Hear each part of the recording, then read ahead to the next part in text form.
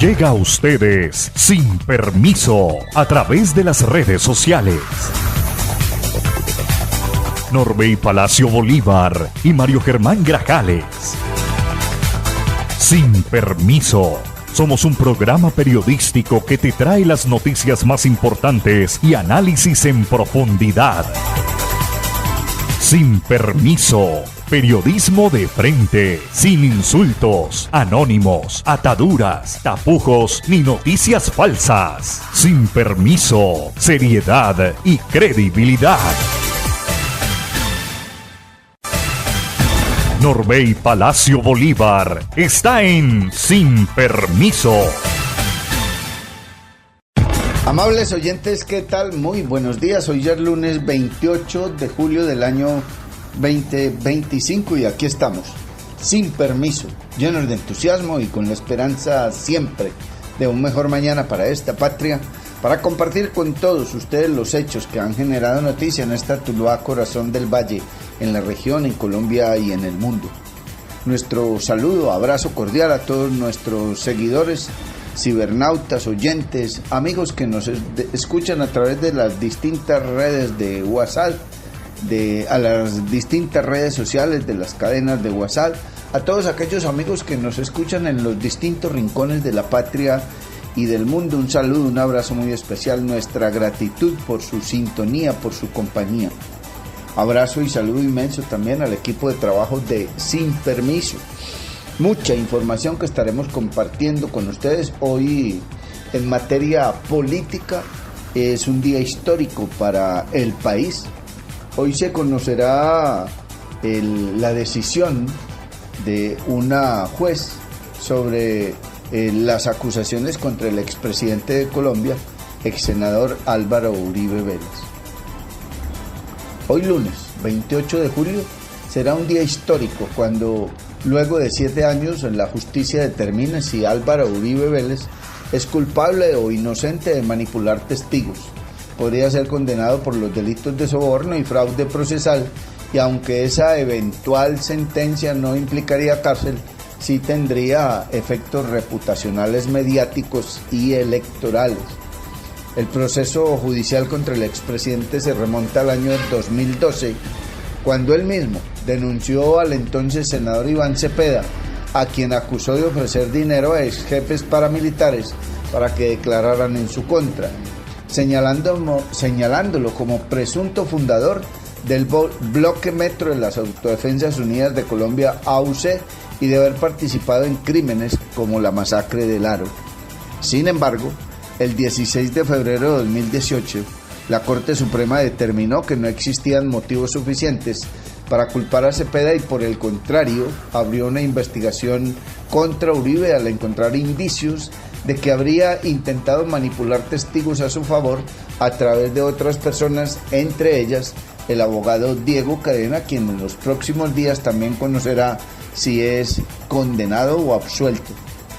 Desde ese momento el proceso pasó por todo tipo de situaciones: 2 preclusiones fallidas que buscaron cerrar el caso, un cambio de jurisdicción de la Corte Suprema a la Fiscalía cuando el expresidente Uribe renunció al Senado, y múltiples recursos que casi llevan a su prescripción en octubre del año anterior.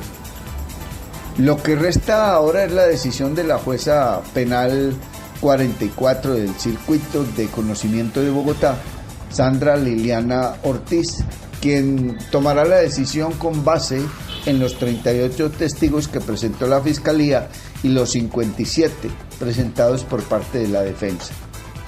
Si Uribe es condenado, no irá a la cárcel.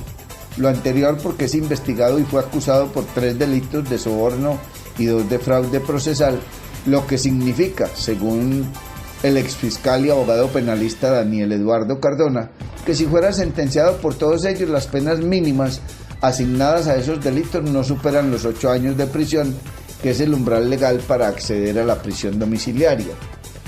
Para ser más claros, en Colombia todo delito tiene una pena mínima y una máxima, y uno de los requisitos clave para conceder el beneficio de condena domiciliaria es que la pena mínima prevista para el delito no exceda los 8 años. Hay también que aclarar que aún si Uribe es condenado, el monto de la pena no se conocerá hoy lunes.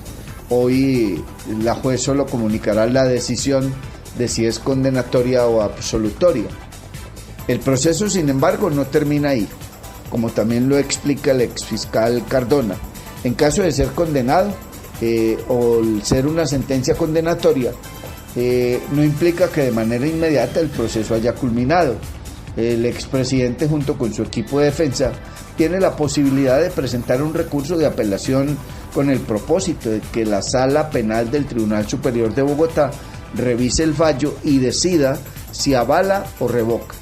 En igual sentido, podrían revisar el monto de la eventual condena. El mismo recurso puede ser presentado por la Fiscalía, las presuntas víctimas e incluso por el Ministerio Público. Pero más allá del desenlace jurídico inmediato, los analistas coinciden en que este proceso podría tener un impacto aún más profundo en el escenario político. Es decir, en materia reputacional, mediática y electoral, no solo en contra del presidente, sino de las listas del Centro Democrático y hasta de la derecha para las elecciones del Congreso que se llevarán a cabo el 8 de marzo de 2026 y de manera indirecta a las de presidencia que se desarrollarán el 31 de mayo. Todo lo que comprende el proceso Álvaro Uribe ha venido de alguna u otra forma minando la confianza que tienen los electores en las personas que defienden o que son allegadas o que han estado en las listas del Centro Democrático en el Congreso, explica el analista político y docente Carlos Arias, por lo que una eventual condena le daría respaldo judicial a denuncias que se han hecho contra el exmandatario desde hace años y podría impulsar otros procesos en su contra, hecho que podría ser aprovechado por sectores de la izquierda para renovar el discurso antiuribista que en parte llevó al presidente Petro a la presidencia. Aunque una condena contra Uribe también le podría servir a la derecha en la medida en que el fallo sería visto por algunos como una forma de persecución política contra el exmandatario, argumento que sustenta, como lo ha hecho ver algunos dirigentes cercanos al expresidente, en el hecho de que el principal impulsor del juicio es uno de los políticos de mayor peso en la izquierda colombiana, como lo es el senador Iván Cepeda. En caso de resultar absuelto, pasaría todo lo contrario. Las denuncias que se han hecho por 7 años contra el exmandatario quedarían sin respaldo judicial, lo que daría al Centro Democrático y a los candidatos del uribismo argumentos para mostrar que todo lo que se ha dicho de Uribe no ha sido más que una burbuja mediática. Seguramente lo van a utilizar para resarcir su narrativa de víctima y que los cambios deben nacer del pueblo, porque incluso seguramente la traición no es solo de los políticos sino de la justicia. Eso apalancaría todo el tema de una constituyente o de renovar la política, pero también de llamar al electorado para que se una a una campaña en marzo, explica el analista político. Y sobre este tema, para escuchar versiones y tener todos las aristas, los puntos de vista, pues el expresidente del Congreso, el senador Efraín Cepeda, denunció que el caso contra Álvaro Uribe es usado como una bandera política. El expresidente del Senado señaló que la situación jurídica del líder del Centro Democrático se convirtió en un símbolo que trasciende lo penal y lo que menciona solo es la punta del iceberg de la izquierda y la derecha que toman partido en el proceso. El debate público en torno al caso judicial que involucra a Álvaro Uribe tomó un nuevo tinte tras las declaraciones del congresista Efraín Cepeda Saravia, figura tradicional del Partido Conservador y expresidente del Senado, que se pronunció sobre el proceso que culminará con un fallo hoy, lunes 28 de julio de 2025. A través de su cuenta personal en la red social X, Efraín Cepeda compartió un mensaje que reavivó la discusión sobre el carácter político que adquirió el proceso, no solo por parte de los opositores al exmandatario, sino dentro de los mismos sectores afines a su ideología. El mensaje difundido por el legislador señala de forma categórica: el proceso judicial contra el expresidente Álvaro Uribe se ha convertido en una bandera política. Resulta profundamente preocupante que el jefe de Estado al referirte a este caso, incurre en una injerencia inaceptable que compromete la serenidad y autonomía que debe caracterizar estos procedimientos. Confiamos plenamente en la objetividad e integridad de los jueces, quienes no deben permitir que las declaraciones del presidente, por más que intenten aparentar equilibrio, influyan en su labor. Mencionar el caso ya constituye un sesgo intolerable en un líder que dice ser demócrata. Los adversarios políticos de Uribe Vélez, incapaces de derrotarlo en las urnas con el respaldo popular, ahora pretenden doblegarlo mediante procedimientos sesgados y maniobras orquestadas. Sin embargo, estamos convencidos de que el expresidente Uribe saldrá airoso de esta zancadilla diseñada para deslegitimarlo, escribió el político en su cuenta de X red social. Aunque el congresista conservador adoptó una postura de defensa frente a la situación de Uribe, no deja de ser relevante que su pronunciamiento implique también una advertencia sobre los peligros que conlleva la politización excesiva de casos judiciales, no únicamente desde el poder gubernamental, sino desde cualquier instancia que desdibuje el curso institucional de las decisiones. Este pronunciamiento se suma a una serie de intervenciones en la esfera política que evidencian cómo el proceso contra Uribe trascendió las instancias judiciales y se convirtió en un símbolo recurrente en el discurso de actores tanto de la oposición como del oficialismo. Más allá de los detalles procesales, el juicio fue empleado como un referente de polarización, donde su figura como exmandatario y de líder histórico del uribismo es instrumentalizada con distintos fines, según convenga al sector que lo menciona. El proceso que enfrenta Uribe, como lo hemos manifestado ampliamente, se remonta a una denuncia interpuesta por él mismo ante la Corte Suprema de Justicia, en la que acusaba al senador Iván Cepeda de manipular testigos con el objetivo de vincularlo a estructuras paramilitares. No obstante, en el 2018, la Corte decidió archivar dicha denuncia y abrir una investigación contra el expresidente Uribe. Algunos afirman en esa sabiduría popular que Uribe se fue por lana y salió trasquilado. A propósito de los puntos de vista y de los análisis que hacen sobre este caso, la columnista María Jimena Duzán en TikTok ha hecho un análisis de la situación que se define hoy del expresidente Álvaro Uribe Vélez.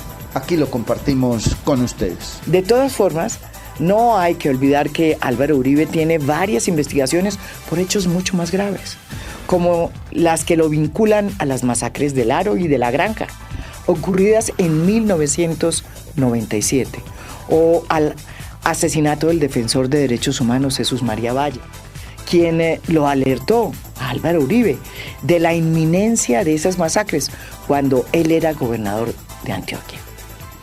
Y ni qué decir de los falsos positivos, un escándalo del cual ha salido indemne y que se produjo en su gobierno, cuando cerca de 7.000 jóvenes colombianos inocentes fueron asesinados por el ejército para inflar las bajas y poder acceder a los premios que les daba su política de seguridad democrática, la cual se medía, acuérdense ustedes, en litros de sangre. Y sí, no deja de ser una cruel ironía que con tanta carga encima, Uribe pueda terminar siendo condenado, pero por un delito menor, como el de haber sobornado unos cuantos paras en la cárcel. La otra gran ironía es que una eventual condena de Uribe no le caería nada mal ni a la derecha colombiana, que anda de capa caída desde que su líder máximo está en el juicio, ni a la izquierda delirante de Petro, que anda repartiendo hostias. Desde las orillas uribistas saben que cualquiera que sea la decisión, la figura del expresidente puede revivirse. Si lo absuelven, se podrá alegar que todo fue un plan urdido por sus enemigos para desprestigiarlo. Y si es condenado, Uribe apelará a la decisión. Y en el entretanto, pues el proceso muy seguramente acabará prescribiendo, pero el expresidente quedará convertido en un mártir frente a sus seguidores. La derecha, que sabe de estigmas y de cómo hacer campañas mentirosas contra los funcionarios judiciales que no se pliegan a sus designios, podrá entonces reencauchar la tesis de que todo este juicio ha sido producto no de un proceso judicial transparente, sino de una persecución política. Eso fue lo que dijo en el 2020. Ustedes deben acordarse cuando la Corte Suprema de Justicia imputó a Álvaro Uribe y le impuso medida de aseguramiento por los cargos que hoy lo tienen ante un juicio. En ese momento, el propio Álvaro Uribe salió a decir que los magistrados que lo habían investigado eran auxiliadores de las FARC y que estaban cumpliendo órdenes del expresidente castrochavista Juan Manuel Santos. Simultáneamente, los medios uribistas se prestaron como aves de carroña para sacar informaciones falsas, dirigidas a desprestigiar a los magistrados y a los testigos contra Uribe. Sin embargo, a pesar de que se orquestó una gran mentira y de que muchas de esas noticias falsas, se convirtieron en verdad, su estrategia no les alcanzó para impedir que Álvaro Uribe fuera acusado primero y luego llevado a juicio. Ahora quieren repetir la misma fórmula, pero con algunos cambios. Saldrán a despotricar de la juez. Se le irán a la yugular a los abogados que representaron a las víctimas de Uribe dentro del proceso. Montarán historias, óiganme bien, para desprestigiar a la justicia, como hicieron en su momento contra los magistrados que imputaron a Uribe. Y se le echará la culpa de todo, ya no al expresidente Juan Manuel Santos, sino a Gustavo Petro. Con ese libreto y con esa receta que ya conocemos, el país se va a polarizar aún más entre la izquierda y la derecha. Y en esa puja, como ya me vaticinó uno de los ideólogos uribistas, va a ganar la derecha, como sucedió en el 2018. No creo que este país sea el mismo del 2018, pero sí creo que a la izquierda de Petro, que está más interesada en polarizar que en gobernar y que mandó al carajo el acuerdo nacional, le vendría como anillo al dedo una radicalización de la derecha. Si el país se va hacia los extremos, creen ellos, pues se podría borrar el centro, que es donde están hoy los votos y los candidatos que podrían competirles.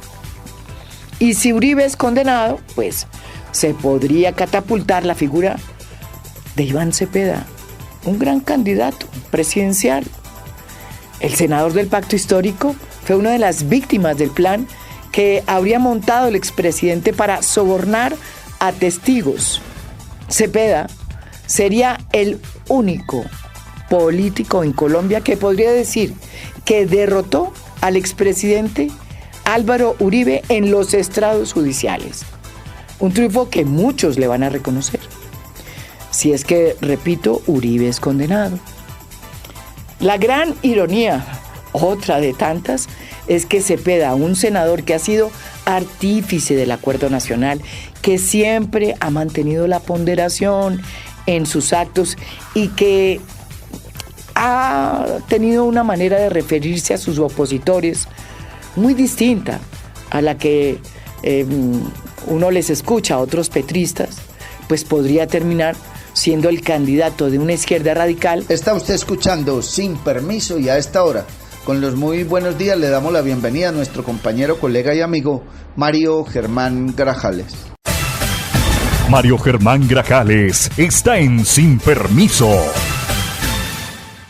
Los buenos días para usted también, don Norbey Palacio Bolívar. Los buenos días para don John F. García. Y los buenos días, la gratitud inmensa como siempre a todos nuestros seguidores. Mucha atención, Gracias al programa Obras por Impuestos, roldanillenses cuentan con hospital con moderno equipamiento. La alianza entre la Gobernación del Valle del Cauca y la empresa colombina S.A. tiene felices a los roldanillenses que estrenan un hospital dotado con tecnología de última generación. Camillas ergonómicas, modernas camas hospitalarias, monitores de seguimiento, lámparas quirúrgicas, entre otros equipos que permitirán mejorar la capacidad de respuesta, optimizar recursos y salvar más vidas en la región.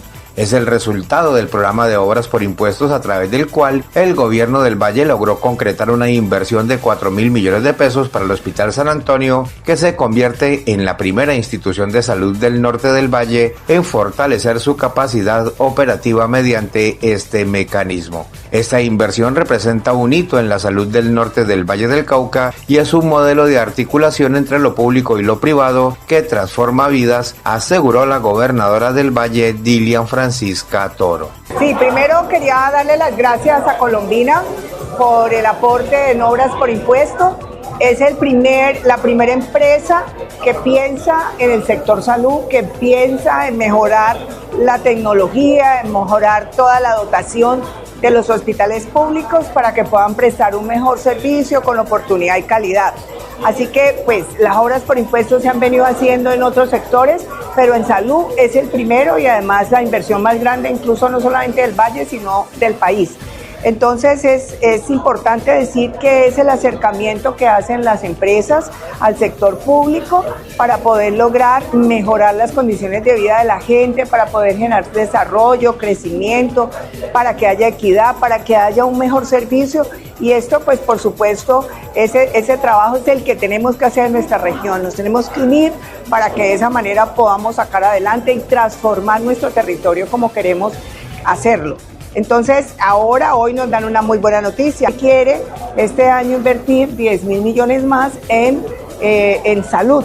Entonces, aquí en el hospital va a haber un proyecto de diagnóstico de cáncer que es muy importante y que queremos que se pueda realizar, pero también apoyar otros municipios que son zonas SOMA, como Trujillo, como Río Frío, como La Unión, o sea, otros municipios que también son SOMA y que también hay que darles el apoyo. Entonces, darle las gracias a Colombina nuevamente y decirles pues que realmente este es el modelo de gestión que queremos trabajar. La unión entre todos para poder lograr que mejoremos todas esa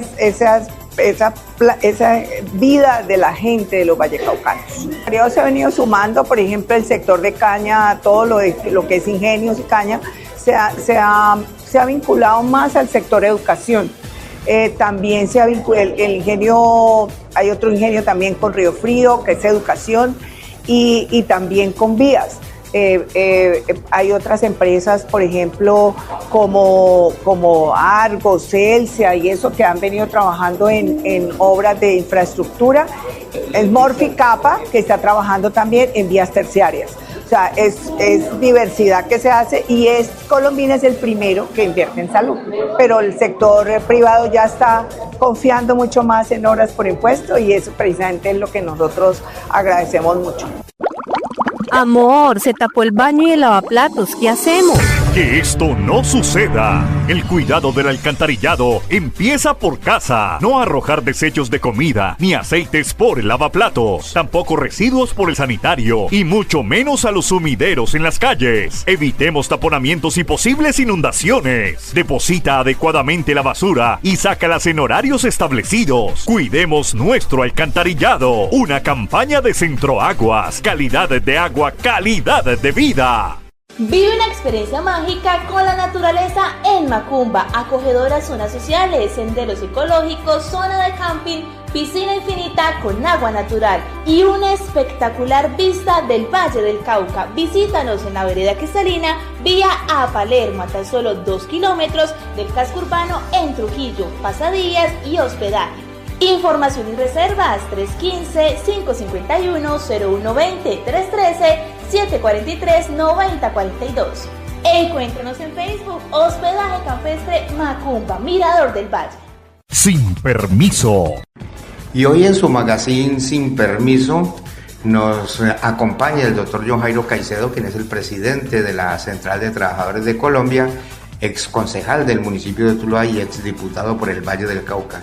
Pues, doctor Caicedo, bienvenido a su magazine. Bueno, Mario, muchas gracias por la invitación, como siempre atendiendo pues sus solicitudes como periodista, como amigo y por supuesto como tulueño. Doctor John Jairo, hablemos un poco, reforma laboral, triunfo de los trabajadores. Bueno, yo creo que es una conquista, o no creo, es una conquista de los trabajadores en todo el territorio nacional.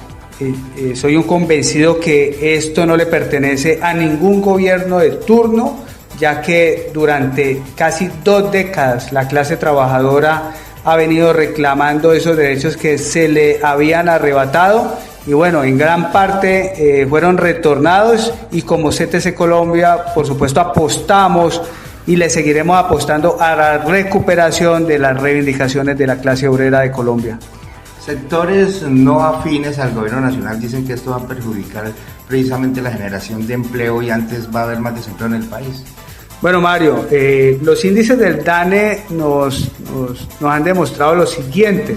En el PIB va a haber un crecimiento del 0.36% aproximadamente y en el consumo privado va a haber un incremento del 0.67%. Son indicadores importantes que nos deben, digámoslo así, visionar que por el contrario, si un trabajador tiene mayor poder adquisitivo, pues por supuesto va a tener mayor gasto. Esto significa que se le volvió la esperanza o le está devolviendo la esperanza a muchos jóvenes que la habían perdido de tener un trabajo digno, estable, porque la reforma también enmarca, Mario,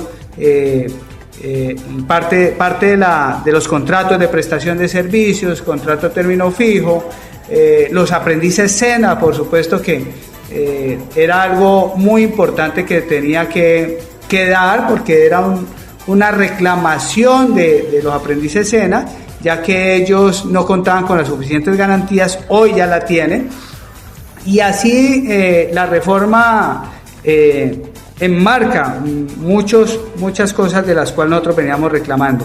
Estamos, por supuesto, a la expectativa de los 9 decretos que ha anunciado el Ministerio del Trabajo reglamentando casi 26 artículos de la reforma, que por supuesto es ya tarea del Ministerio poderlo reglamentar. Como CTC Colombia tuvimos esta semana una reunión con el ministro Sanguino, donde anunció las mesas técnicas a partir de la próxima semana para en el mes de agosto iniciar con los procesos de publicación del primer decreto. Anuncia que posiblemente se iniciará con la negociación por ramo de actividad económica del primer decreto. Estamos a la expectativa porque esto generará seguramente algún debate nacional con los empleadores y las centrales sindicales. Una reivindicación laboral tanto a las madres comunitarias que estaban por fuera de todo el sistema y las empleadas domésticas. Claro que sí, pero a eso también sumémosle, Mario, los trabajadores del PAE, que por supuesto tienen todo el derecho, además, a hacer una labor muy importante. Son sectores que los acobijó la reforma laboral y que deben de estar, yo diría, muy felices. Por otra parte, reforma pensional, ¿cómo lo ven desde la Central de Trabajadores de Colombia?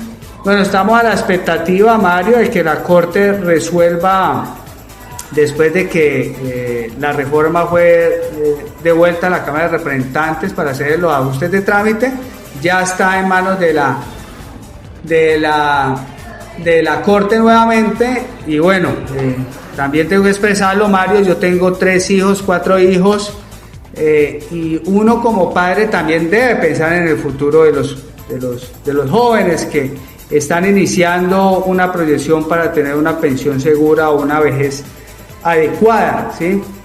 Por supuesto, algo que ha golpeado, y tengo que decirlo, es la reducción con que ellos se van a pensionar. Yo fui un crítico de esa parte, porque no la comparto, que es uno de los elementos que tiene la reforma pensional, pero bueno, ya está, no podemos hacer nada, y bueno, es lo que hay, como decimos coloquialmente.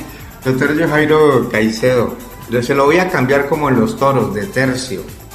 Usted fue concejal del municipio de Tuluá con un logro muy importante de generación de empleo y protección a los trabajadores.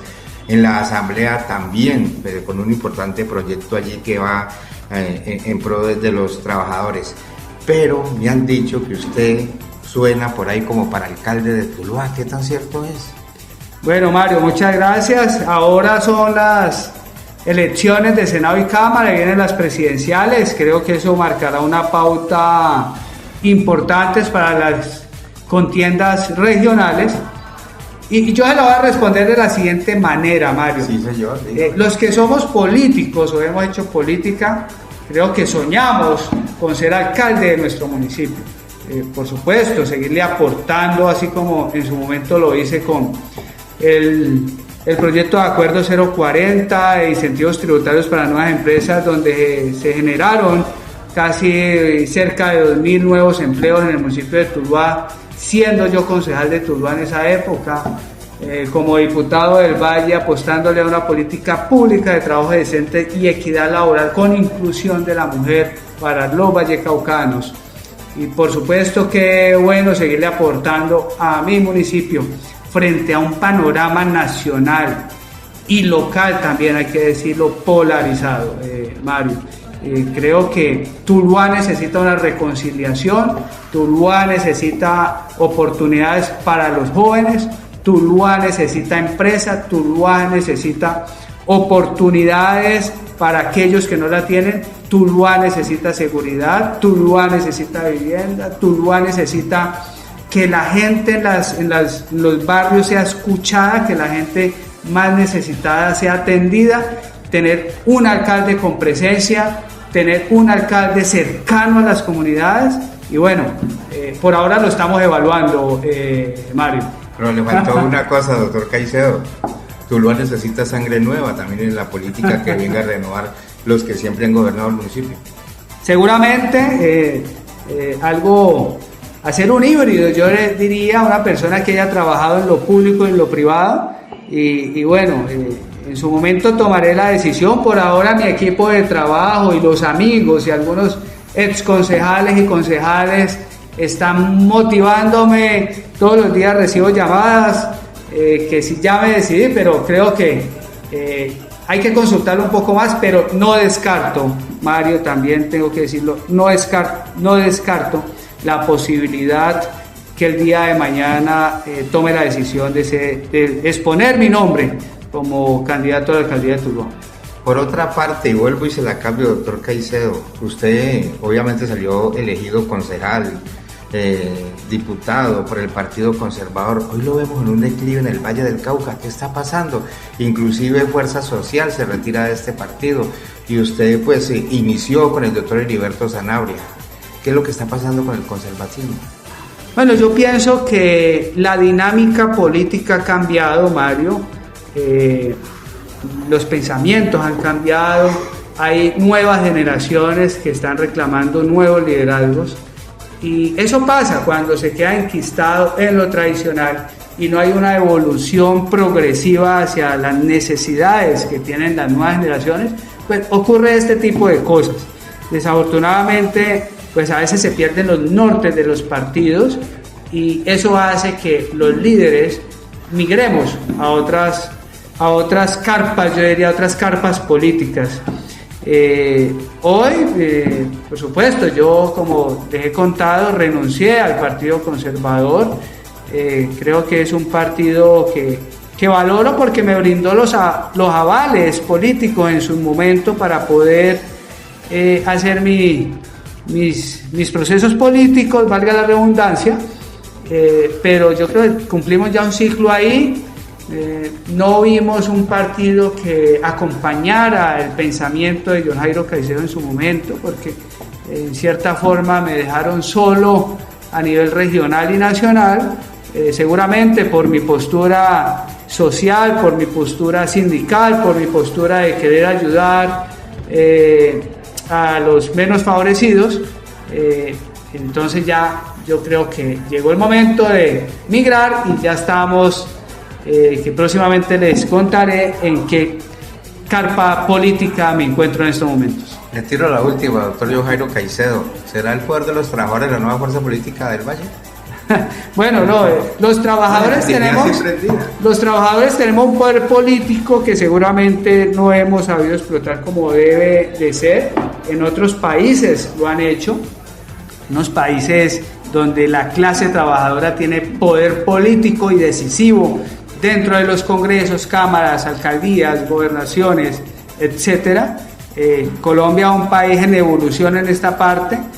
Pero bueno, hay partidos que brindan al menos una tranquilidad de escucha y una tranquilidad de acción frente a las posturas que personas como Yojairo Caicedo hemos tenido durante nuestra vida política. Doctor Yojairo Caicedo, presidente de la Central de Trabajadores de Colombia, muy amable por este espacio que nos ha brindado hoy para saber un poco de trabajo, también de política en el Magazine Sin Permiso. Bueno, muchas gracias, Mario, por la invitación. Bueno, me van a ver muy seguido por Tuluá, no abandono mi municipio, por supuesto he estado inmerso en las reformas sociales de Colombia, especialmente en la reforma laboral, estuvimos inmersos en el Senado, Cámara y por supuesto con el Ministerio del Trabajo. Y ya después de haberla sacado adelante, ya puedo dedicarle un poco más de tiempo a mi municipio de Tuluá. Sin Permiso. En Sin Permiso, el politólogo Víctor García, nuestro columnista invitado. Estimado Norbey, muy buenos días para usted, la mesa de trabajo y en especial para todos los oyentes de Sin Permiso. La sociedad colombiana está podrida. Y el asesinato en Manizales de una pequeña niña de tan solo 3 añitos a manos de su propia madre no tiene asidero en una sociedad sana. Por eso la sociedad en general está podrida por dentro, de manera estructural, y esto desde ningún punto de vista tiene ni perdón, ni entendimiento y mucho menos justificación. Hoy no existen en realidad verdaderas herramientas no solo que castiguen a estos perpetradores de crímenes contra los niños y niñas de nuestro país, sino que sean de verdad disuasorias para mitigar la ocurrencia de estos hechos tan atroces. Hoy, por ejemplo, si bien existe una ruta de atención y denuncia frente a delitos que se cometan en contra de los menores, es claro que no es lo suficientemente disuasoria para los peores criminales que pueden caminar nuestro país. Cuando ocurren este tipo de hechos, comienzan de un lado y del otro a politizar la situación y aún más en un momento tan caldeado políticamente como el actual. Pero al final solo se queda en eso, en ruido político como por ejemplo en el caso ocurrido en Candelaria en octubre del año pasado, que tanto conmocionó al país con el asesinato de la pequeña Sofía Delgado de tan solo 12 años y que hoy parece haberse borrado de la retina de los colombianos y especialmente de los políticos, de la justicia y por supuesto de los medios de comunicación.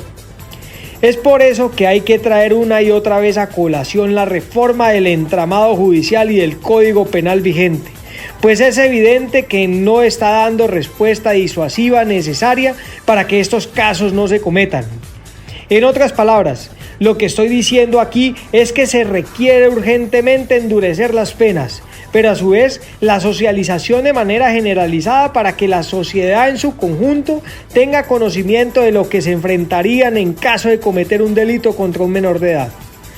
Ahora, muchos defensores de derechos humanos y juristas puritanos dirán que la Constitución del 91 prohíbe esto o aquello. Por ejemplo, la pena de muerte, o la cadena perpetua o el aislamiento punitivo para quien cometa este tipo de delitos. Pero esto necesita que se lleve al diálogo público, o como dice el propio Petro, al constituyente primario si es necesario. En mi concepto, no los debe dar miedo a hacer lo necesario para proteger a nuestros niños y niñas. Y si hay que revisar la Constitución para hacerlo, pues que se haga. ¿Cómo así que se puede revisar y manipular la Constitución para la reelección de un presidente, pero no para proteger a nuestros niños?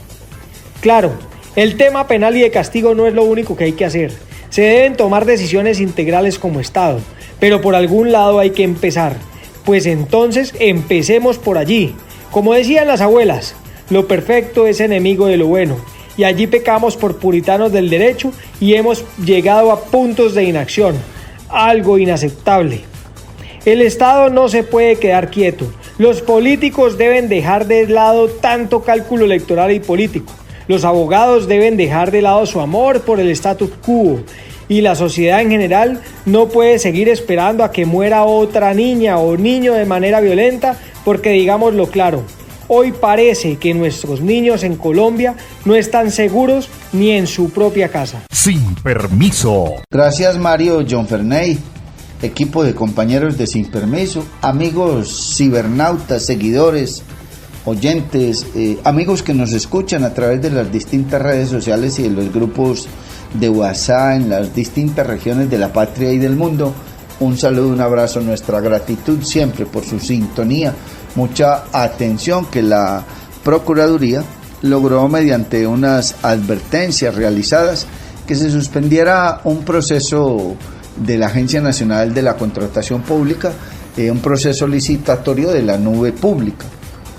Observaciones hechas por la Procuraduría General de la Nación en algunas inconsistencias que presentaba la licitación para contratar servicios de la nube pública llevaron a suspender el proceso. La medida se toma luego de que varias mesas técnicas promovidas por el ente de control y en la presentación de serias preocupaciones relacionadas con temas de requisitos técnicos, el marco regulatorio de precios, la idoneidad del proponente, segmentación y los riesgos de estructuras del proyecto. Al Ministerio Público, como también a oferentes y participantes del proceso, le asaltaron dudas en relación con el modelo de negocio y el sistema dinámico de adquisiciones y de regulación, motivos por los cuales se solicitó a la Agencia Nacional de la Contratación Pública a evaluar de fondo estas observaciones para minimizar al máximo los riesgos advertidos. En virtud de la situación presentada, la Procuraduría Segunda Delegada para la Vigilancia de la Función Pública sugirió a la Agencia Nacional de Contratación Pública Colombia Compra Eficiente la suspensión temporal del proceso hasta tanto estos asuntos puedan ser resueltos, observación que hizo efectiva y que fue acatada por la entidad desde el pasado 24 de julio. Y de otra parte hay que indicar que también desde este ente de control, la Procuraduría General de la Nación, se abrió una investigación contra 3 diputados del Magdalena por presunto incumplimiento de decisiones judiciales. La Procuraduría General de la Nación abrió investigación a los actuales diputados del Magdalena, Rosa Idalia Jiménez Rodríguez, Alberto Mario Gutiérrez Uribe y Mayal Paula Martínez Cantillo, quienes presuntamente incumplieron decisiones judiciales y administrativas cuando se desempeñaron como miembros de la mesa directiva de la corporación en el año 2024. La Regional de Instrucción Magdalena señaló que los funcionarios presuntamente habrían incumplido una medida provisional decretada por el Juzgado Sexto Penal con funciones de control de garantías de Santa Marta, que ordenó suspender la sesión plenaria a realizarse el día 26 de noviembre de 2024 para la elección de la mesa directiva de 2025 y abstenerse de convocar una nueva sesión con el mismo fin. Asimismo, se investiga la presunta inobservancia de la medida cautelar que en su momento impuso el partido político al diputado Alberto Gutiérrez mediante auto de apertura de investigación disciplinaria el 20 de noviembre de 2024. La Procuraduría también evalúa la presunta designación y posesión irregular por la mesa directiva de un diputado como secretario ad hoc de la Asamblea del Magdalena y reemplazar al secretario general de la corporación que había sido elegido por convocatoria pública para el periodo 2024. Está usted escuchando Sin Permiso y mucha atención que fue condenado un hombre que participó en un triple homicidio en Jamundí, Valle del Cauca. Los hechos ocurrieron en un establecimiento comercial donde hombres armados dispararon indiscriminadamente a 10 personas, 3 de ellas fallecieron y 7 resultaron heridas. Luego de avalar el preacuerdo suscrito entre la Fiscalía General de la Nación y Yanklin José Zurita Cortés, un juez de conocimiento de Cali lo condenó a la pena de 27 años y 2 meses de prisión por su participación en un triple homicidio perpetrado el pasado 16 de febrero en Jamundí. Las sentencias por los delitos de homicidio y tentativa de homicidio, ambas conductas agravadas, además de fabricación, tráfico, porte o tenencia de armas de fuego, accesorios, partes o municiones. La Fiscalía demostró que un grupo de personas entre las que se encontraba Zurita Cortés, llegaron a bordo de un vehículo a una discoteca ubicada en el barrio Bonanza. El hoy condenado portando una arma de fuego en compañía de 2 hombres más, ingresó al lugar y comenzó a disparar indiscriminadamente contra los asistentes. 3 hombres fallecieron en el lugar de los acontecimientos y otras 7 personas resultaron heridas. Zurita Cortés fue capturado en flagrancia minutos después en la vía que conduce a Villarrica, departamento del Cauca. Las autoridades incautaron el arma de fuego, municiones y el vehículo en el que se transportaban los atacantes. En la decisión, el juzgado negó la suspensión provisional de la ejecución de la pena y la prisión domiciliaria. Está usted escuchando Sin Permiso y a esta hora Mario Germán Grajales nos presenta más información. Sin Permiso. Y continuando con más información, hay que indicar que la Gobernación del Valle cuida la salud de todos en los Juegos Departamentales 2025. El gobierno departamental ha reforzado de manera rigurosa sus acciones en salud pública, inspeccionando los hoteles, hospedajes y escenarios donde se llevan a cabo los Juegos Departamentales del Valle del Cauca como parte de un plan de contingencia diseñado para brindar confianza y bienestar a más de 5.000 atletas y miles de visitantes que participan de esta gran fiesta deportiva. Esta labor está a cargo de la Unidad Ejecutora de Saneamiento West Valle.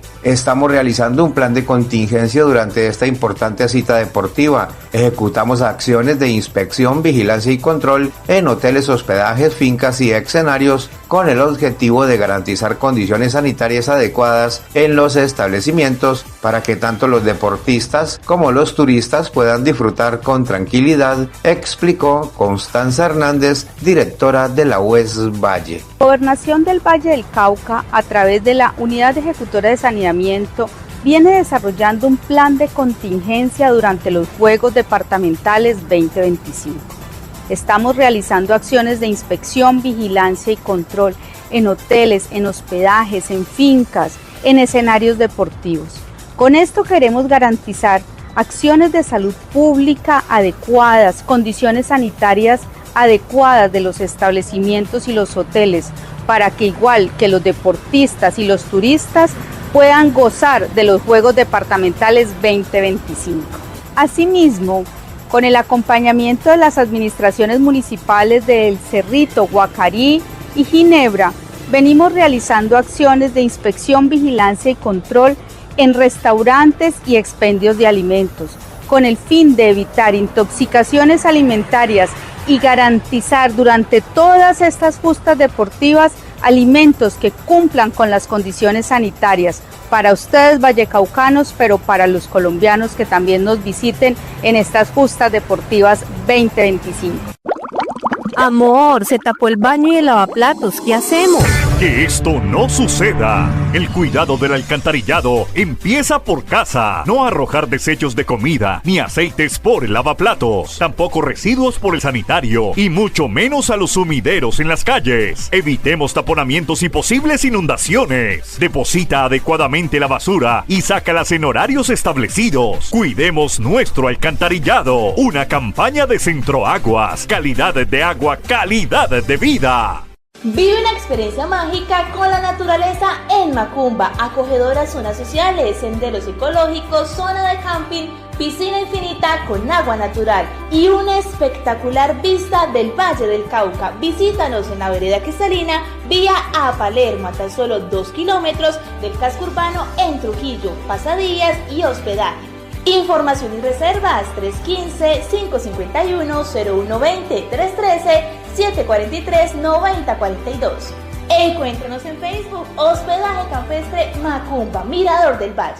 Sin Permiso. Así es, continuamos con más información. Con el impulso de la gobernación, empresas del Valle avanzan en la ruta hacia la descarbonización. Un total de 17 empresas hacen parte de un piloto de la Gobernación del Valle que busca su certificación por parte del ICONTEC en el marco de la Ruta hacia la Descarbonización, programa que busca reducir la huella de carbono, fortalecer la competitividad regional y fomentar el uso de energías renovables. María del Pilar Olave, gerente y fundadora de Vinagres Golden Sas BIC y el Museo del Vinagre, aseguró que su empresa ya tiene tiempo trabajando con las dimensiones de la sostenibilidad y reconoció que el programa Ruta hacia la Descarbonización ha sido muy importante para fortalecer sus actividades.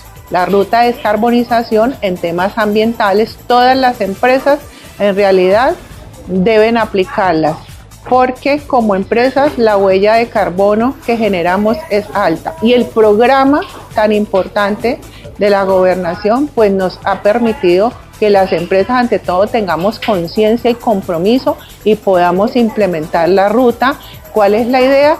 Llegar a carbón neutro, porque si las empresas no somos sostenibles ambientalmente, pues realmente no tiene sentido hacer empresa. La empresa Vinagres Golden ya lleva su tiempo trabajando con las dimensiones de la sostenibilidad, los compromisos BIC que tienen que ver con lo económico, lo social y lo ambiental.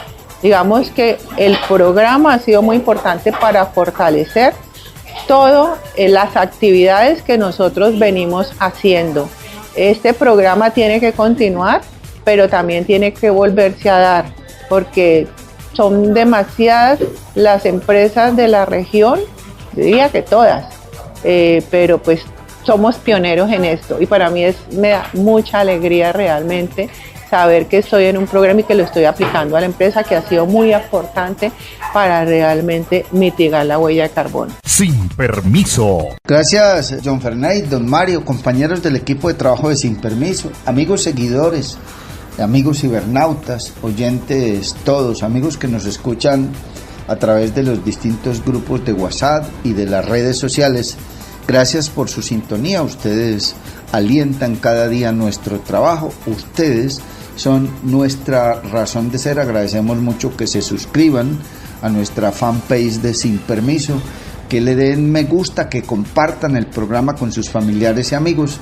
Es una manera de apoyar nuestro trabajo y de ayudar a los círculos cercanos de amigos, de seguidores, a mantenerlos bien informados. Mucha atención, que continuamos en este magazine informativo Sin Permiso de hoy, lunes 28 de julio del año 2025.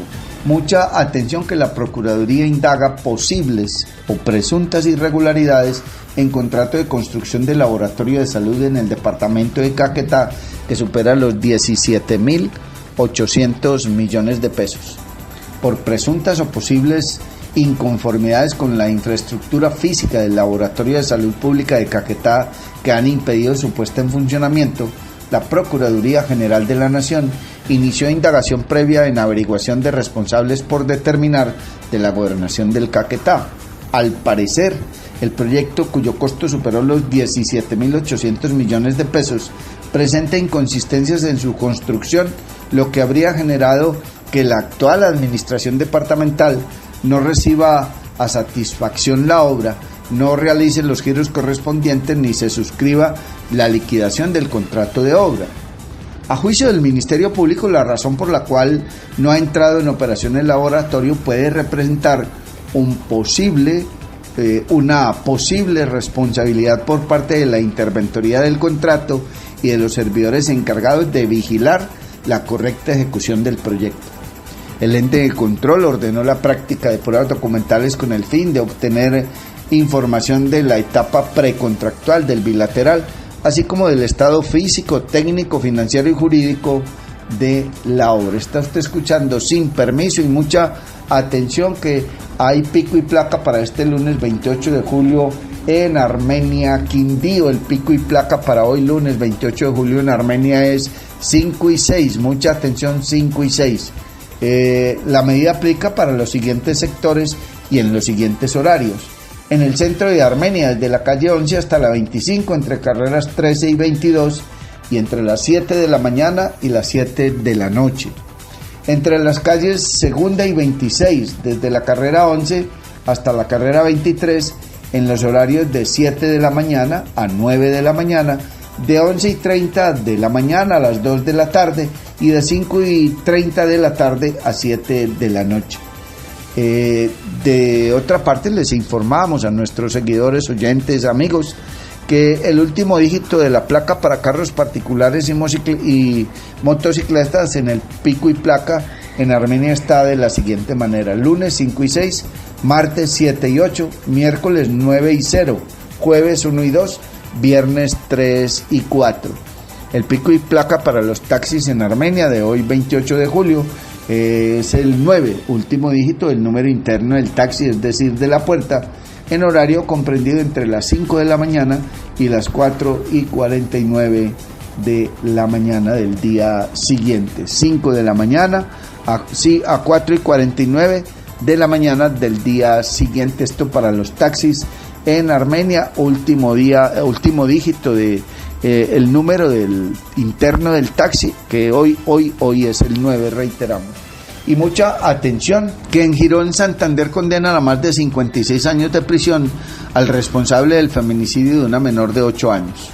Las pruebas presentadas por la Fiscalía General de la Nación permitieron que un juez de conocimiento condenara a un hombre a 56 años y 3 meses de prisión como responsable de los delitos de desaparición forzada y feminicidio agravado de una menor de 8 años, cuyo cuerpo fue encontrado cerca al barrio Rincón de Girón, en Santander, con visibles signos de violencia. La investigación permitió establecer que por razones laborales, la mamá de la niña debía dejar a su hija al cuidado de la esposa del ahora sentenciado. El 1 de mayo del año 2024, en un descuido de la cuidadora, el hombre sacó a la menor, a quien luego apareció sin vida. El dictamen del Instituto de Medicina Legal y Ciencias Forenses determinó que la víctima había sido golpeada en múltiples ocasiones, lo cual provocó su muerte. El hombre fue capturado el mismo día del crimen. Un fiscal de la seccional Santander le imputó los delitos de desaparición forzada agravada y feminicidio agravado. Ninguno de los cargos se allanó, está usted escuchando, sin permiso. Y de otra parte, hay que señalar que hay una situación que estremeció al país en Manizales, capital del departamento de Caldas, cuando una mujer, su propia madre, asesinó a una menor, a una niña. La comunidad ha exigido justicia mientras la Fiscalía se prepara para la audiencia de imputación contra Silvana Torres, acusada del crimen de su pequeña hija. En la mañana del sábado 26 de julio de este 2025, se convirtió en una de las más trágicas que recuerda el barrio San Sebastián en la capital de Caldas. Hacia las 11:40 de la mañana, una niña de apenas 2 años ingresó en paro cardiorrespiratorio al CES Hospital de Caldas con una profunda herida de arma blanca en el cuello. Los médicos practicaron maniobras avanzadas de reanimación, incluida una toracotomía de urgencia y masaje cardíaco directo, pero el shock hipovolémico causado por la hemorragia fue irreversible. La menor falleció hacia las 12:15 del mediodía. Los primeros minutos tras la agresión ocurrían en el 5º piso de la Torre 26 del conjunto de vivienda de interés social San Sebastián. Fueron de pánico colectivo. Vecinos la sacaron en brazos mientras otros intentaban linchar a Silvana Torres, madre de la víctima y presunta autora del ataque. La rápida intervención de la policía evitó que la joven de 22 años fuera agredida. Aún así alcanzó a autolesionarse y permanece en custodia en una IPS fuera de peligro vital. En los más de 10 años que llevábamos acá nunca vimos algo así. La gente quería acabar con esa muchacha. Lo que hizo no tiene perdón, relató un habitante que intentó socorrer a la menor. El señor coronel David Anderson Figueroa Castellanos, comandante de la Policía Metropolitana de Manizales, confirmó la captura en flagrancia de Torres y la activación inmediata de los grupos de infancia y adolescencia y de la patrulla púrpura. La investigación quedó en manos de un fiscal de la Unidad Especial de Delitos contra Niños, Niñas y Adolescentes, ya que se prepara la audiencia de imputación. Los investigadores recopilaron testimonios que señalan que la madre atravesaba situaciones emocionales complejas tras la ruptura con el padre de la niña. De momento, el móvil se perfila como un episodio de violencia intrafamiliar precipitado por un ataque de ira. De acuerdo con el Código Penal colombiano y los hechos constatados, se podría barajar al menos 2 figuras delictivas. El homicidio agravado contemplado en el artículo 104, circunstancias de mayor punibilidad, la víctima es menor de 14 años, el crimen se perpetró con sevicia y existió relación de ascendencia, pena tentativa de 33 a 50 años de prisión.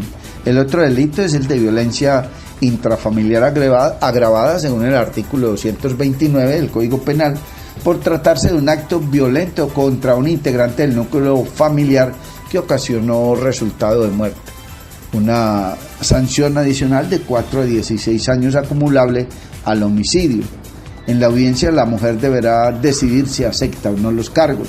Posteriormente la Fiscalía avanzará con la etapa de acusación formal y en caso de persistir la imputación se abrirá un juicio penal. El impacto social del crimen se manifestó de forma inmediata. Decenas de vecinos consternados por la magnitud de lo ocurrido intentaron incluso agredir a Silvana Torres mientras la policía procedía con su detención. Aquí toda la gente se enfrentó a la policía porque querían acabar con esa muchacha.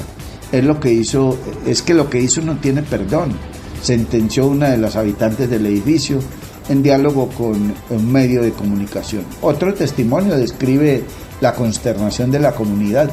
No pudimos ni comer el resto de tarde. ¿Cómo iba uno a seguir el día después de ver semejante cosa tan horrible? El crimen registrado en San Sebastián supone el homicidio número 20 en Manizales, en lo que va del año según cifras oficiales.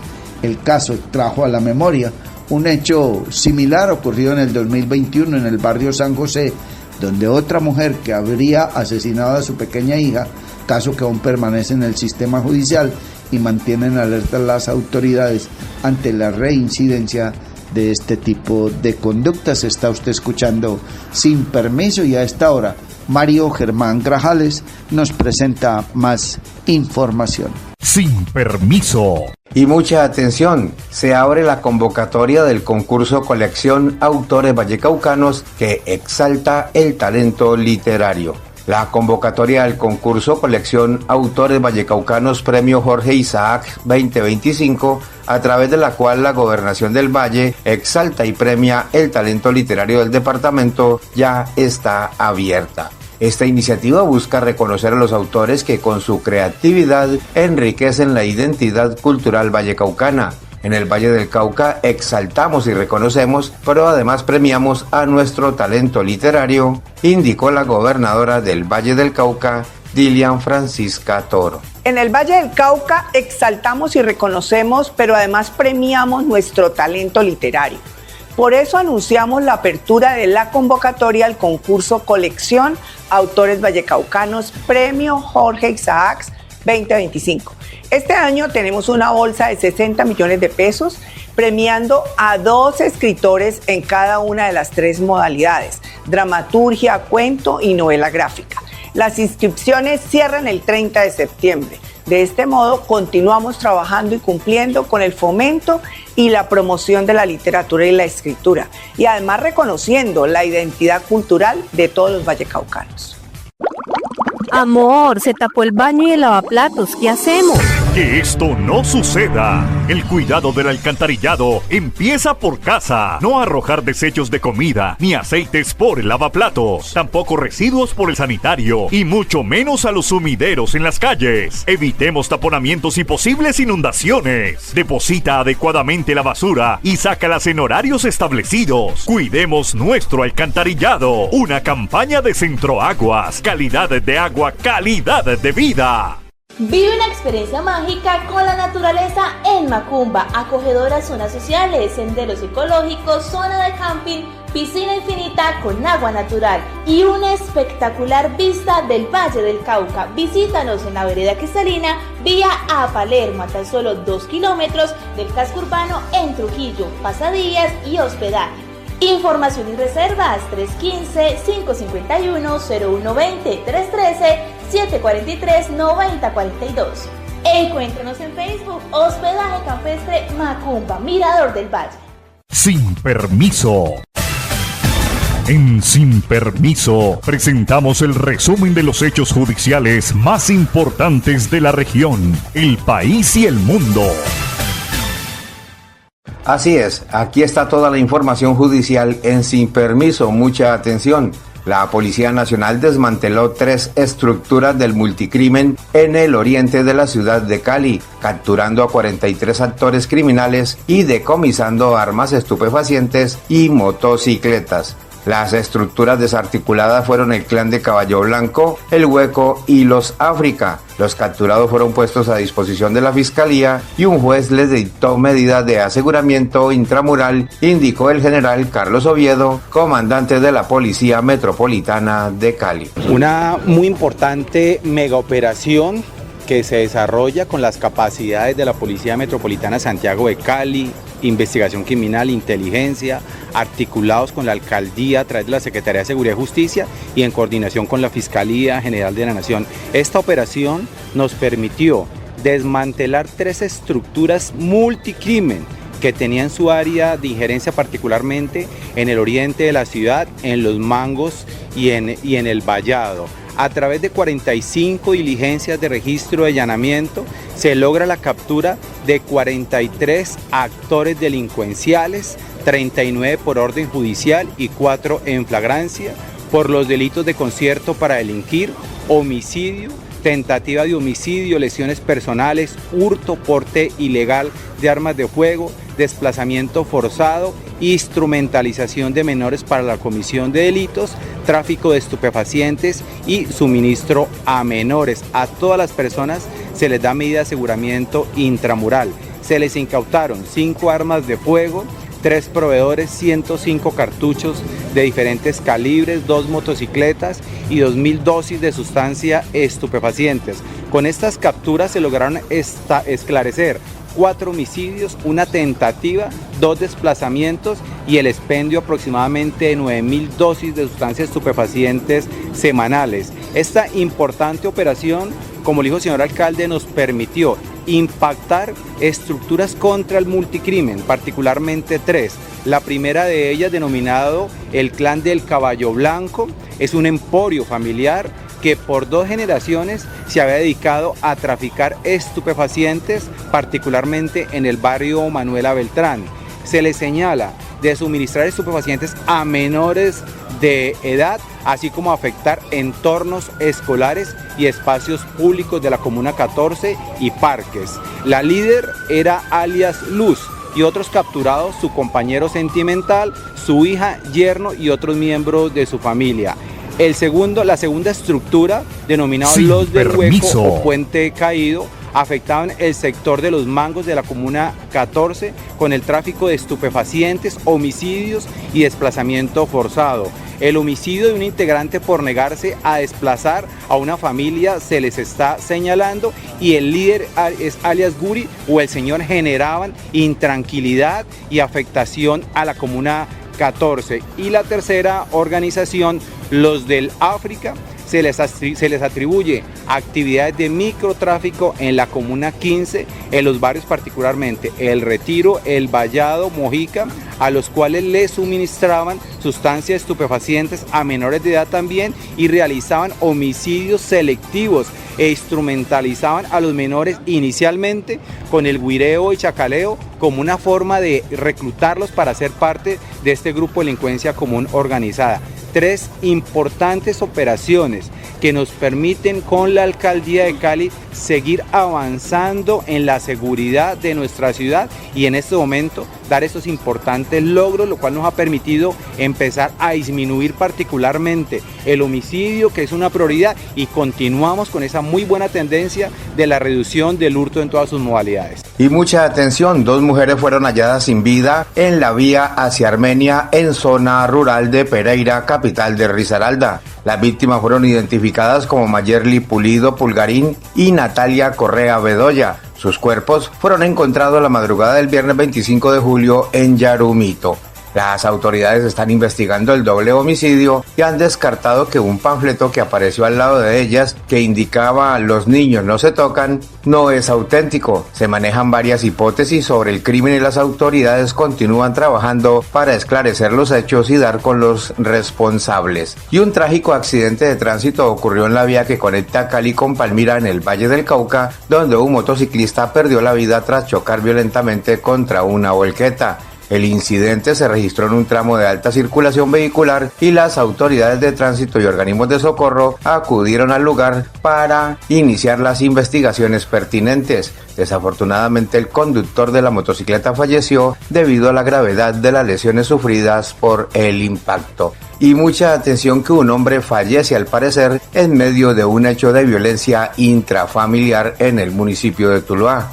En la villa de Céspedes resultó herida con arma de blanca una persona en medio de un hecho de intolerancia. Este lamentable caso se presentó en el barrio Rojas, carrera 18 con 23. El hombre, identificado como Fran David Izaza, de 44 años, fue auxiliado y trasladado a la sala de urgencias del Hospital Rubén Cruz, donde minutos después se reportó su muerte. El agresor, quien sería una persona cercana a la víctima, fue capturada por las autoridades. Y un atroz caso sacude a Manizales, capital del departamento de Caldas. Allí fue capturada una mujer que habría degollado a su propia hija de 3 años. Una niña de aproximadamente 3 años falleció este sábado en Manizales tras recibir una grave herida en el cuello, presuntamente ocasionada por su propia madre. El hecho ocurrió en el barrio San Sebastián y ha conmocionado a toda la ciudad. Según versiones de testigos, la joven madre de 22 años, identificada como Silvana Torres, habría atacado a la menor en un repentino episodio de furia.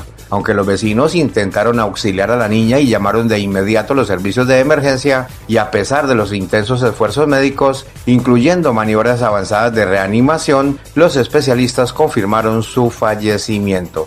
Tras el ataque, la madre también presentaba heridas aparentemente autoinfligidas con la misma arma. Fue llevada a una clínica bajo custodia policial y fue capturada, donde permanece fuera de peligro, según las autoridades. Allegados a la presunta asesina informaron que el día anterior ella había terminado con su pareja y esta en furia atacó a su propia hija. Y mucha atención, municipio de Dagua, allí se registró un homicidio con arma cortopunzante. En la vía Borrero Yerbe del Carmen, sector Agua Sucia, en zona rural, personal de la SIJIN realizó la inspección técnica al cadáver de un hombre de 40 años, quien presenta heridas en diferentes partes del cuerpo ocasionadas con arma cortopunzante. Los móviles, ajustes de cuentas, agresor, materia de investigación. Por ahora, estos son los hechos más relevantes en materia judicial en Sin Permiso. Sin Permiso. Amables oyentes, llegamos así al final, a la recta final de este magazine informativo Sin Permiso de hoy, lunes 28 de julio del año 2025. Reiteramos nuestro agradecimiento, nuestra gratitud perenne a todos nuestros seguidores, cibernautas, amigos oyentes, a todos aquellos ciudadanos, amigos que nos escuchan a través de las distintas redes sociales, de los grupos de WhatsApp. Un abrazo, de verdad, muchísimas gracias por su acompañamiento. Un abrazo y la gratitud siempre también para el equipo de trabajo de Sin Permiso. Reiteramos, hoy es un día histórico para el país porque se conocerá en materia política y judicial si el expresidente Álvaro Uribe es absuelto o condenado. Y hay una mujer en la justicia que tiene la inmensa responsabilidad de tomar esa decisión, de emitir ese fallo. Muy seguramente será cuestionada por algunos, señalada por algunos otros y aplaudida por otro grupo importante de colombianos. Muchos no alcanzamos a dimensionar, no entendemos, no le hemos dado, no conocemos de la importancia de este fallo en materia política y judicial. Pues se trata del hombre más poderoso de Colombia, quien ha ostentado el cargo de presidente, se hizo reelegir, modificando la constitución política de nuestro país. Estuvo 8 años en el poder, cuando los periodos presidenciales son de 4, y además ha sido el líder máximo del centro democrático en este país. Eso es innegable, indiscutible. Y hoy, precisamente 28 de julio, está a puertas de recibir un fallo, ya sea condenatorio o absolutorio. Y en los dos casos, como lo hemos permitido que expertos lo expliquen a través de este magazine informativo Sin Permiso, tendrá también unas connotaciones muy importantes en uno u otro sentido, sea porque sí o sea porque no. Y precisamente es una mujer la encargada de hoy decirle al país y al mundo si Álvaro Uribe es inocente o culpable, y se trata de la señora juez Sandra Heredia. Obviamente este hecho marcará la historia de Colombia con ese fallo judicial. La experta jurista es nacida en el departamento del Tolima y su vida profesional ha logrado destacarse por su ecuanimidad y transparencia. Reitero, hoy lunes 28 de julio la historia judicial de Colombia cambiará por la decisión que anunciará la juez 44 penal del circuito con función de conocimiento de Bogotá, Sandra Liliana Heredia Aranda, quien definirá por primera vez si un expresidente es condenado o absuelto tras un extenso proceso judicial. La experta jurista nació en el municipio de Alpujarra, ubicado en el suroriente del departamento del Tolima. Inició sus estudios en la Escuela Urbana de Niñas y luego cursó el bachillerato en el Colegio Felisa Suárez de Ortiz. Por dificultades económicas tuvo que irse de Alpujarra y durante la época de la adolescencia se trasladó al municipio de Flandes, donde una hermana la acercó a la rama judicial. Su camino no fue nada fácil. Tardó más de una década en convertirse en abogada, pues debió compaginar estudios y trabajo. En los años 90 inició su formación en el SENA de Girardot, tomando cursos de estadística y matemáticas financieras, ya que su familia no podía costearle una carrera universitaria. Su primera oportunidad llegó en 1994, cuando reemplazó por vacaciones a su hermana como notificadora del Juzgado Primero Promiscuo Municipal de Flandes. Solo fueron 44 días, pero bastaron para despertar su vocación por el servicio público, la justicia y la imparcialidad que siempre ha predominado en su vida profesional y personal. En Melgar trabajó como notificadora al lado de la jueza Luz Marina Sandoval Carrillo, a quien consideraba su primera mentora. En paralelo viajaba constantemente al Espinal para estudiar Derecho en la Universidad Cooperativa de Colombia. Su esfuerzo se vio recompensado y el 1 de noviembre de 2006 obtuvo su título de abogada y en mayo de 2009 inició su carrera judicial como juez municipal adjunta en Bogotá en un cargo temporal de descongestión. Desde entonces su carrera avanzó sin atajos. Fue oficial mayor de la Sala Penal del Tribunal Superior de Ibagué, juez cuarta penal municipal con funciones de control de garantías de Ibagué y luego juez cuarta penal municipal con funciones de conocimiento en Bogotá, según lo ha reseñado el medio tolimense El Cronista. El 1 de agosto de 2018 asumió el cargo que la catapultó a nivel nacional y fue el de juez 44 penal del circuito de Bogotá. En abril del año 2024, el sistema de reparto del Centro de Servicios del Complejo Judicial de Palo Quemado le asignó el caso más importante de su carrera, el juicio contra el expresidente Álvaro Uribe Vélez por los delitos de soborno, fraude procesal y soborno en actuación penal.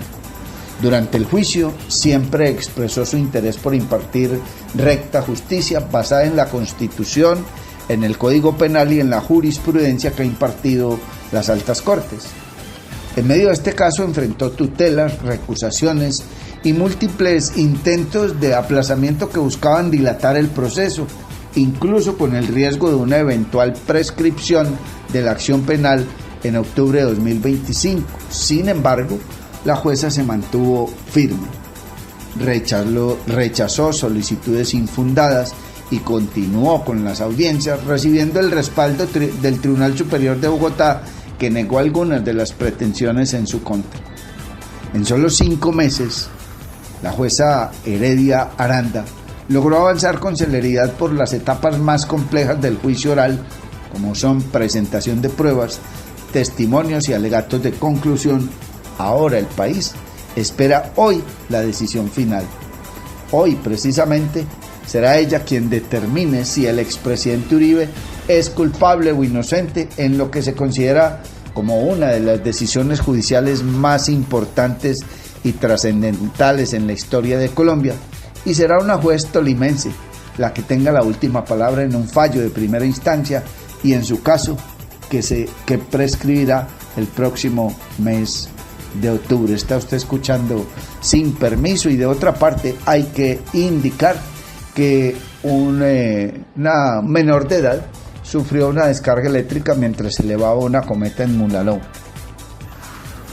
Antes de entregarles esta noticia, hemos hecho recorridos en motocicleta por la ciudad de Tuluá, por algunos municipios vecinos, y hemos visto, lamentablemente, la tradición continúa y no se pierde lo de elevar las cometas, pero lamentablemente hemos visto niños, incluso adultos, intentando bajar cometas que están enredadas en las cuerdas del tendido de la conducción de la energía eléctrica. Error. Precisamente traemos esta noticia para tratar de concienciar un poquito a los padres y que inculquemos en los jovencitos, en los adolescentes, las buenas prácticas para elevar esas cometas.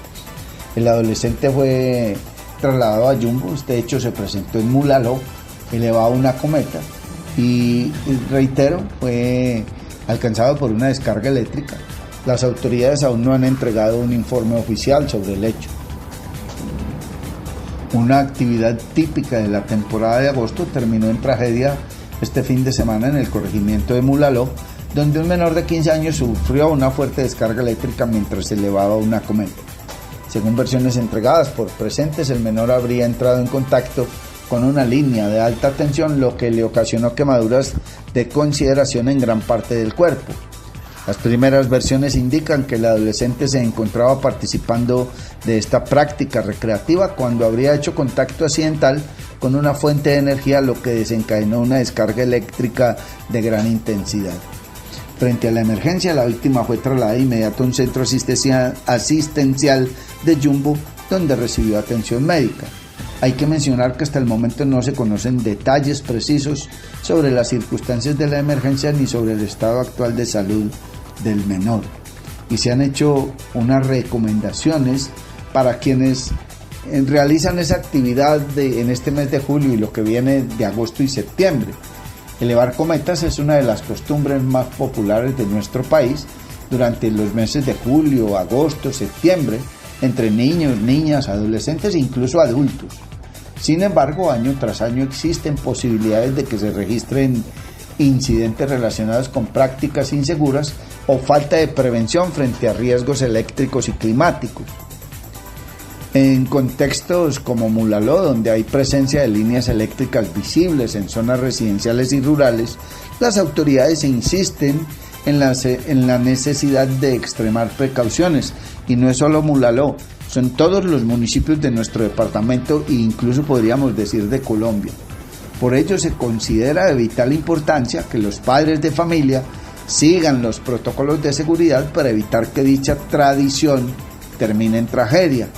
Desde el año 2024, la Alcaldía de Cali, en conjunto con organismos de atención de emergencias, ha reiterado algunas medidas esenciales para prevenir accidentes durante la temporada de cometas.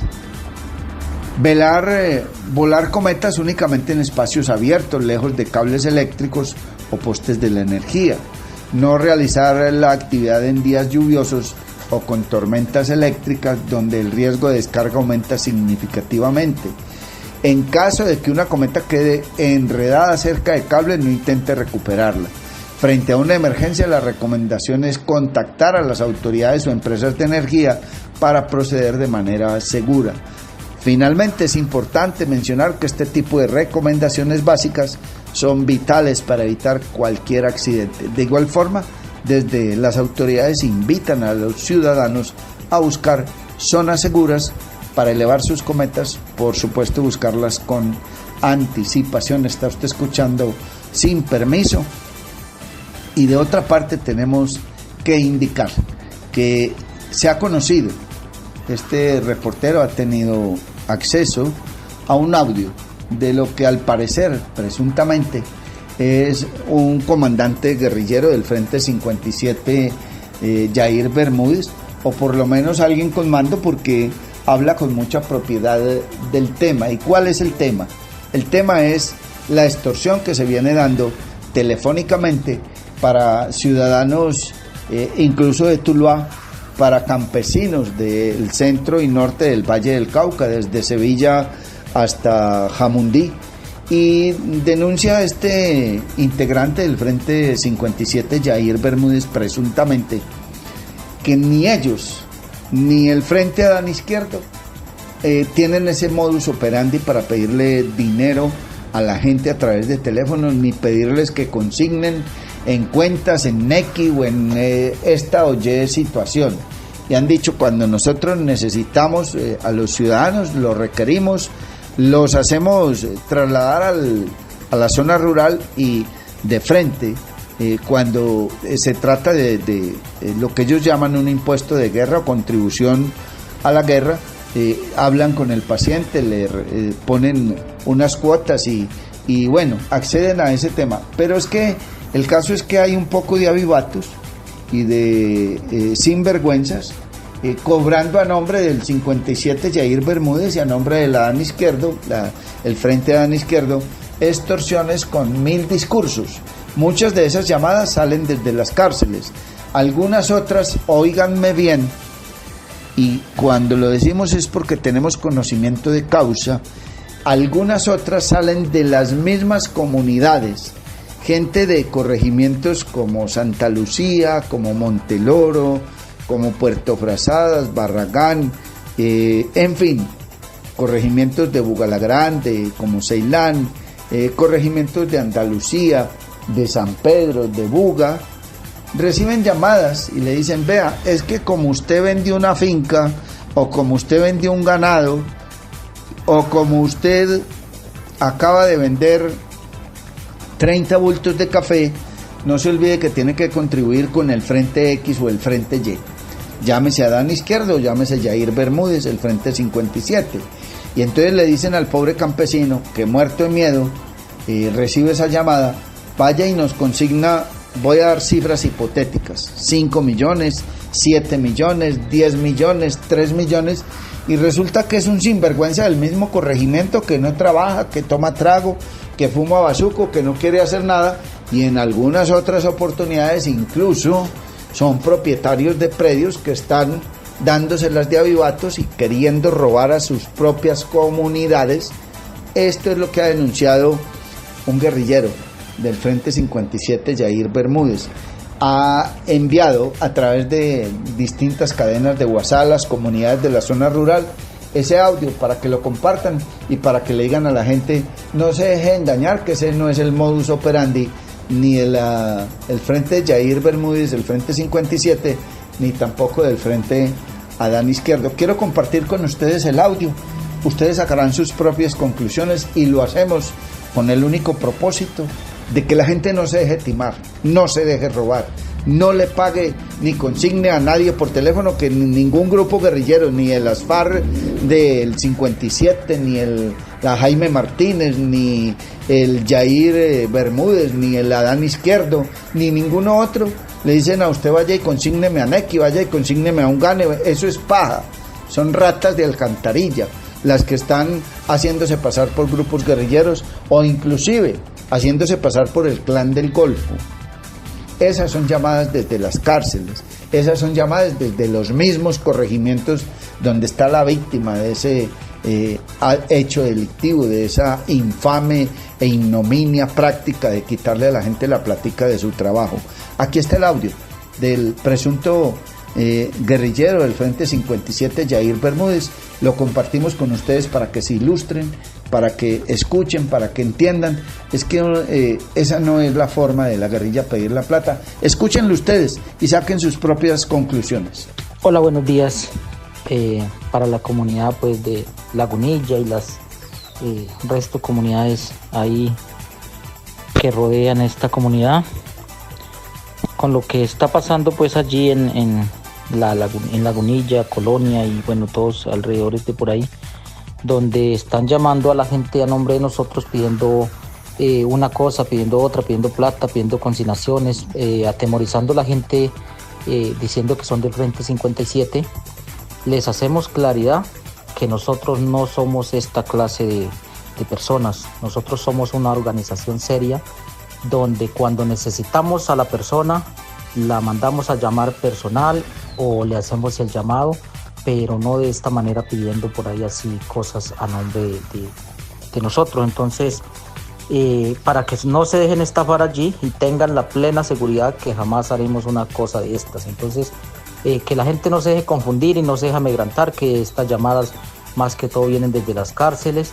Sí han de tener algún contacto por ahí que es el que les da información de la gente en la región, pero más que todas esas llamadas vienen de las cárceles. Entonces no se dejen estafar, no se dejen robar y tengan en cuenta que nosotros como Frente 57 no estamos de acuerdo y jamás haremos una cosa de estas. Entonces, para que roten este audio y compártanlos en los grupos, compártanlos con la gente y no se dejen estafar allí en estas cosas que están pasando. Mire, hay un señor de Ceilán que le dice Mantequilla, que yo creo que más de uno lo conoce. A ese señor le robaron como 9 millones a nombre de que la dan izquierdo, y eso tampoco era realidad. O sea, llaman la gente a nombre del uno, a nombre del otro a pedirle plata, pero en realidad eso lo hacen a punta de teléfono y los hacen consignar a cuentas. Y tengan en cuenta que nosotros no hacemos una cosa de esta. Entonces, allí para dejarles claro esto y para que no se dejen robar. Amables oyentes, hasta aquí esta emisión de Sin Permiso. Dios mediante, si Él no dispone otra cosa y antes algo extraordinario no sucede, mañana a las 6 de la mañana volveremos a encontrarnos. Un feliz día para todos. Muchísimas gracias por acompañarnos. Llega a ustedes Sin Permiso a través de las redes sociales. Norbey Palacio Bolívar y Mario Germán Grajales. Sin Permiso. Somos un programa periodístico que te trae las noticias más importantes y análisis en profundidad. Sin Permiso. Periodismo de frente, sin insultos, anónimos, ataduras, tapujos ni noticias falsas. Sin Permiso. Seriedad y credibilidad.